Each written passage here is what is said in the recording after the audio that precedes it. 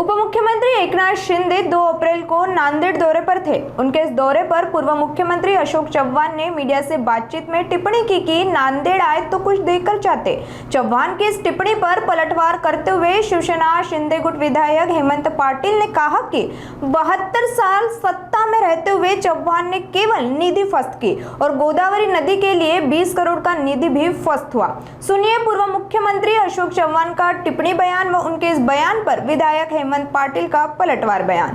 नांदेड सर्वांसाठी खुलं आहे ना। 39 आपली विमान सेवा सुरू आहे, कोणी येऊ शकतं, कोणी जाऊ शकतं, पण नांदेडला काहीतरी देऊन जा असं म्हटलं पाहिजे। जो कोणी पाहुणा येतो बाहेरून त्यांनी नांदेडला यावं, त्यांचं स्वागत आहे, पण जाता नांदेडला काही देऊन जावं। देणाऱ्याने देत जावे, घेणाऱ्याने घेत जावे, घेता घेता इतके घ्यावे, देणाऱ्याचे हात घ्यावे,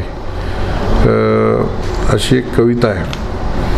आणि माननीय अशोक चव्हाण साहेब सातत्यानं घेणाऱ्याच्याच भूमिकेमध्ये आहेत। गेली 72 वर्ष झाले त्यांच्याकडं नांदेड शहराची सत्ता आहे। आपल्याला माहीत आहे की माननीय एकनाथ शिंदे साहेब देणारा व्यक्ती म्हणून या महाराष्ट्रामध्ये प्रसिद्ध आहे। आणि 2.5 वर्षामध्ये त्यांनी त्यांच्या कामाच्या माध्यमातून जो काय ठसा उमटवलेला आहे आणि त्या माध्यमातून 60 आमदार त्यांनी निवडून आलेले आहेत। जो माणूस देत असतो त्याच्याकडेच लोक येतात आणि एवढा लोकांचा जो आशीर्वाद आहे तो त्यांना लाभलेला आहे, म्हणून हे 60 लोक निवडून आले।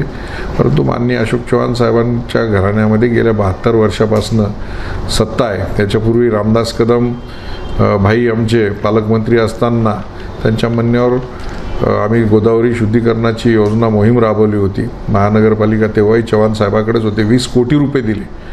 परंतु आपल्याला माहीत आहे की यांच्याकडे मोठं टोळकं आहे ठेकेदारांचं। नांदेड शहराला कितीही पैसे आले कधीही बघा नांदेड शहर हे बकालच आपल्याला दिसतं। हे टोळकं सगळे पैसे फस्त करतं। त्या पवित्र गोदावरीमध्ये जे काही जाणारं ड्रेनेजचं पाणी आहे ते आजही ड्रेनेजचं पाणी बघा त्या गोदावरीमध्ये जातं, ते 20 कोटी रुपये फस्त करून टाकले। तर जे काही महानगरपालिकेला येतं ते सगळं टेंडरच्या माध्यमातून, गुत्तेदारीच्या माध्यमातून, पर्सेंटेजच्या माध्यमातून फस्त केलं जातं। परत ते काही फस्त करण्यासाठी मागणी होती का काय असा मला त्यांना सवाल करायचा आहे।